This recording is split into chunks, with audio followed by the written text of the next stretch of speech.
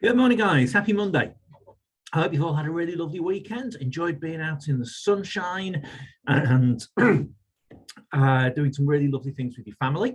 I hope you took that moment, that mindful moment to say, oh, do you know what? This is quite cool. I like this.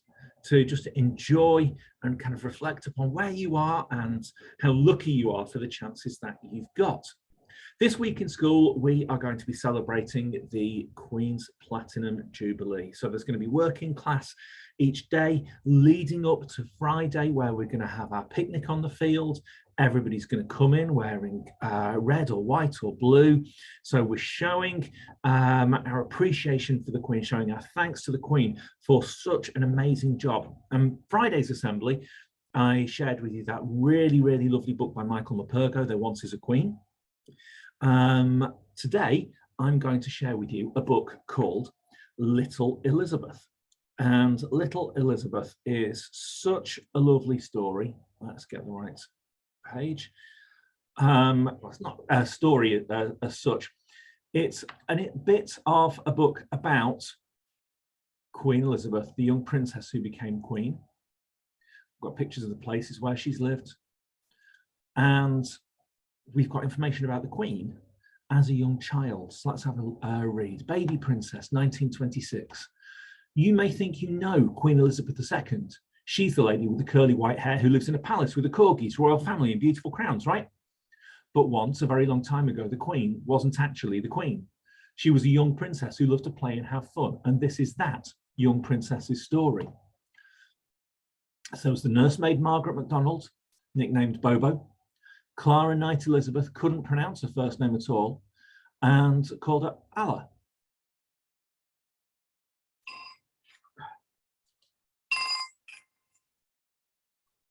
Now, over 100 years ago, two princes were born, Edward and Albert.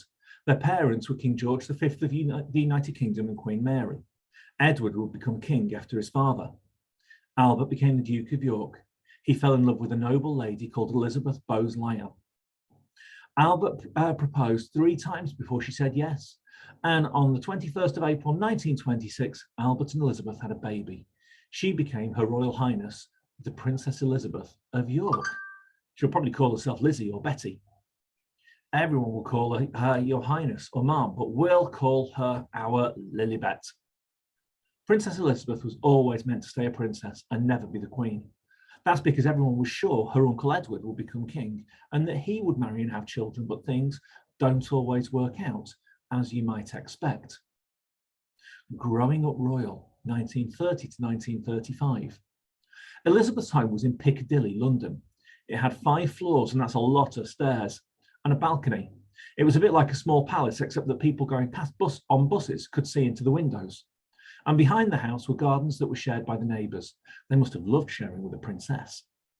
And being a princess meant that Elizabeth had to do princess things like curtsying to her grandparents. Can you imagine going to curtsy to your grandparents when you see them? When her grandfather, King George V, was ill, she used to visit him to cheer him up.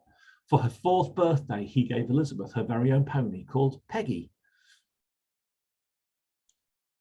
Elizabeth adored horses, and we found that out in the book that we read on Friday. But what we didn't know was that she had a collection of toy horses on wheels. She'd line them all up on the landing, and before bedtime, she'd feed them and water them. But soon, Elizabeth didn't just have toy horses to play with. She had a little sister called Margaret Rose. The princess had to study lots of subjects, including maths and French, though she didn't like them much. Once, when she was fed up with the French lessons, she put a pot of ink upside down on her own head. Can you imagine doing that? Christmas.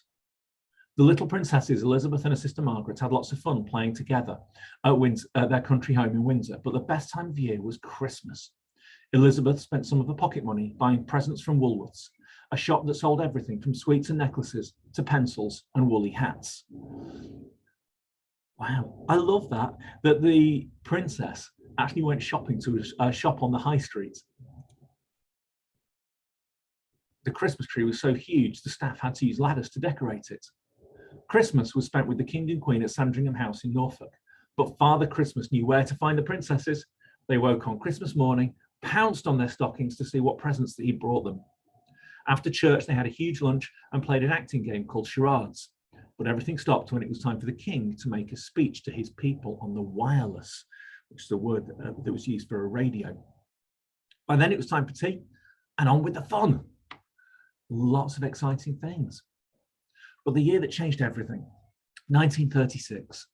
As a young princess, Elizabeth expected to grow up and live in the countryside where she could breed her beloved horses.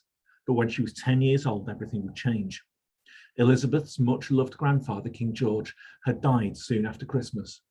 The new king was Elizabeth's uncle, Edward, though confusingly the family called him David. He became known as King Edward VIII, but things did not go smoothly. November 1936, Uncle David's girlfriend is an American lady called Wallis Simpson. She's getting divorced so she can be with David, but that's the problem. The king is the head of the church, and the church people don't let divorced people marry again, especially to the king. Our maid said the government and the people don't want him to marry Wallis either, but Mummy says he's totally mad about her.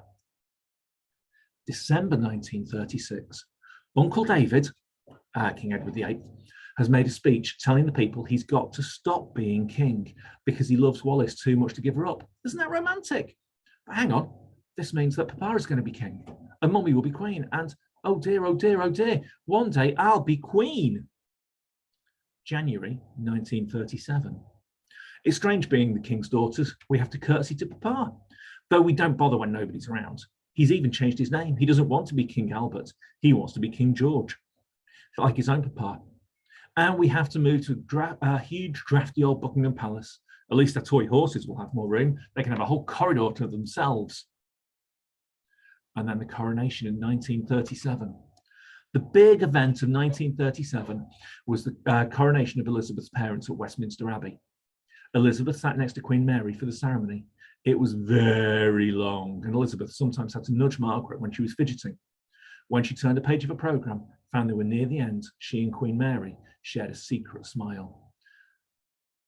And everyone wore a crown for the coronation. The princess's golden coronets were made specially for the big day. Back at the palace, they waited ages for the king and queen to arrive. The royal family went out onto the palace balcony, and Elizabeth could hardly believe her eyes. Thousands of people looked up at them, cheering for her papa. Then there were photographs to be taken while everybody's tummies rumbled. Finally, at nearly 6 o'clock, tea. As a special souvenir, Elizabeth made her parents a gift for the occasion. It was her own story of the great day. There we go. Then you can see people being so tired, their arm aching for all the clapping and waving. Elizabeth's photo album. We started guides at Buckingham Palace. Now I've got lots of new friends. Imagine going to guides or brownies or cubs at Buckingham Palace. Our guides HQ in the back garden. Margaret's a brownie. And the guides promise, on my honour, I promise I will do my best to do my duty for God and the King, to help other people at all times to obey the guide law. And actually, if you think about what Queen Elizabeth did with her life that we found out in the assembly on Friday, I promise I will do my best to do my duty to God and the King. She did her duty to God and the country, didn't she? A corgi's real name is Roosevelt Golden Eagle, but everyone calls him Dookie because we got him when Papa was Duke of York. They didn't dare call Papa Dookie.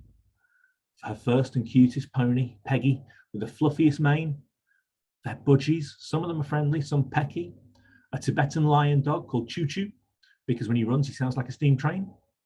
Snowball doesn't care whether she's a princess or not. One of her very first horses. And the weirdest pet, a chameleon, a present. Now you see him, and now you don't. Making new friends in 1939. Elizabeth kept busy with school, guides, and swimming. There were lots of outings too, such as riverboat trips, picnics, and a visit to the Royal Mint to watch money being made. Then in July 1939, the family sailed to Devon on the Royal Yacht. They visited a college where officers trained for the Navy. It didn't look like much fun for a young princess, but for Elizabeth, it turned out very happily. Oh, look, there's Papa's face, and there, and there, and there, on the Royal Mint. Some of the students have mumps, Your Majesty, so this young man will entertain the princesses because we can't let them catch it. A bit showy-offy, but I like him. The girls were introduced to Prince Philip of Greece and Denmark. Elizabeth had met him at a wedding when she was 8, but she couldn't remember it. The three of them played croquet, and Philip showed off his ability to jump over tennis nets. When the royal yacht set sail, Philip and other boys followed in small boats, waving goodbye. Soon, everyone except Philip had turned back to shore. Philip and Elizabeth began writing to each other, but sadly the Second World War was brewing, which meant Philip would soon be going to sea. War, 1939 to 1940. When war was declared, the royal family were in Scotland for the summer. The King and Queen quickly hurried back to London, but the princesses stayed at Birkhall, a beautiful house near Balmoral Castle. Then, as the war hotted up and Britain was badly bombed, Elizabeth and Margaret moved to Windsor Castle, which was strong, with great thick walls. When there was an air raid, they had to scurry down into a dungeon until it was over. Elizabeth's big speech in 1940. The government wanted the Queen to take Elizabeth and Margaret to Canada, where they'd be safe from bombing, but their mother wasn't having that. The princesses stayed at Windsor instead, but thousands of children were evacuated away from their homes and families. Elizabeth was now 14, and in October 1940, she made her first speech on BBC Radio's Children's Hour programme. Exciting but scary. Margaret sat silently for once as Elizabeth spoke to all the children who'd been evacuated. Elizabeth did her best to sound cheerful and finished by asking Margaret to say good night. Then she added, "Good night and good luck to you all." Panto, 1941 to 1943. Christmas at Windsor meant pantomime time. Elizabeth and Margaret were the stars. In one of the first pantos, Margaret played Cinderella and Elizabeth was Prince Charming. Oh, yes, she was. Local children joined in, and anyone in the castle who could help was roped in to make costumes, music, and scenery, and the show raised lots of money for the troops. Philip was a first lieutenant in the Navy. He'd grown a beard. He and Elizabeth wrote letters to each other and swapped photos too. Now, Elizabeth wanted to do something to help in the war. She couldn't work in a factory or nurse sick people, but there was one thing anyone could do. The men fighting the war needed warm clothes, such as scarves, vests, and balaclavas. So Elizabeth knitted, even though she found it difficult. When she was 16, Elizabeth was old enough to register for war work at the Labour Exchange. Elizabeth desperately wanted to do more for the war effort than just knit badly, so she nagged the king to let her get a real job. But the king was worried about her safety, because after all, she was going to be the queen one day. All grown up, 1944 to 45. On Elizabeth's 18th birthday in 1944, she was given her own corgi, which she called Susan. The king had also given her 2 pearls every year since she was born, and now she had a whole necklace full. Sorry, my phone's going non-stop at the moment. There were some very important changes now she was 18. She was given the grand title Councillor of State, and if the king was away, she could sign important things such as new laws. More importantly, if anything bad happened to the king, Elizabeth was now old enough to rule by herself. She was given staff to work for her, including her very own lady-in-waiting who would answer letters and go with her when she had to do things, such as opening a hospital or launching a ship. The Soldier Princess. And what we're going to do is we're going to stop at this point because the assembly's gone on for a little while, and then I'm going to pick this up and read this bit onwards to the end of the book in the assembly on Wednesday. Have a lovely, lovely rest of the day, guys. I will see you soon. Enjoy whatever it is that you're doing. Make sure you have that mindful moment where you stop and look around and appreciate what you've got going on. I'll see you around school.